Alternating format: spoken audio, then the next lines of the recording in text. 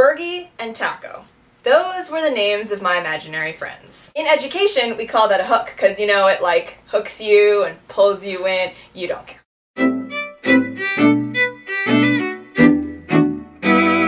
Welcome to Entertainment Deprived Vlogging, where you can procrastinate by watching my videos while I procrastinate by making these videos. Wow, that was actually pretty good. I think I'm gonna keep that one. So when I was like 4 or 5, I, like a lot of other kids, had imaginary friends. My two imaginary friends were two boys who lived down the street from me. Their names were Bergie and Taco. Bergie and Taco were cousins. I'm not sure why they were cousins because they lived together. There was probably some, like, long, tragic backstory involving traumatic childhoods, because I was that kind of kid. I was a really literal kind of kid. Like, I took this very seriously. I would actually call them on my toy phone. I still remember their phone number was 1230101, and I would wait the appropriate amount of time for them to get to my house before I would start to play with them. I didn't just conjure my imaginary friends out of thin air, no sir. Now, Bergie and I were pals. We did a lot of things together. I kind of had a crush on him, but Taco was a different story. First of all, I could never actually remember his name. Like, I knew that he was a Mexican food, but I have a very vivid memory of this one instance where I was sitting on the stairs going, burrito? No. Quesadilla? No. Nacho? No.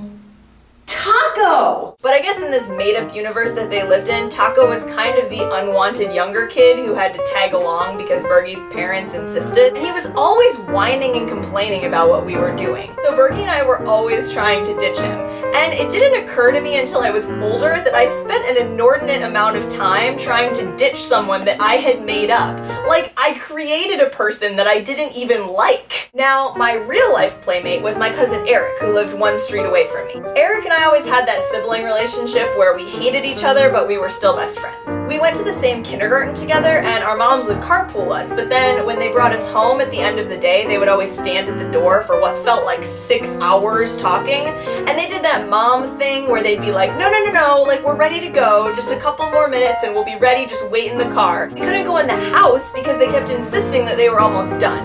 So Eric and I had to find our own entertainment in my front yard. I'm bored. We should play a game. We've already played all the games. We haven't played Duck, Duck, Goose. Okay, yeah, I offered up the brilliant suggestion of playing Duck, Duck, Goose with only 2 people. Eric wasn't afraid to call crap on that. We can't play Duck, Duck, Goose with only 2 people. Are you dumb? Well, then I'll call my friends. You should call your friends too. Of course, when I said I would call my friends, what I really meant was Bergie and Taco. So I pulled out my little toy flip phone and dialed up their number and waited the appropriate amount of time for them to come over. Then I handed Eric the play phone, waiting for him to call his friends over too. Now, Eric wasn't really an imagination kind of kid. He was more of a let's go play basketball in my driveway, and by that I mean I play basketball and you watch me play basketball and then tell me how awesome I am at it kind of kid. So, of course, he called crap on my friends too. Yay! My friends are here! What friends? My imaginary friends. You should call your friends too! I guess the excitement on my face was just too much for him to break my heart, so bless him, he took the phone and called up his imaginary friends too. Hi, what are your names? This is Batman and Spider-Man and Superman. Eric? Those are real people! You have to make up someone! At this point, I realized that it was a pretty much pointless venture, and if I wanted to actually play Duck, Duck, Goose, I would have to give it up. So, we started our game. We must have looked really odd to the people driving by. Duck, duck, duck, duck, goose! The whole imaginary friends thing caused more of a problem than I was expecting.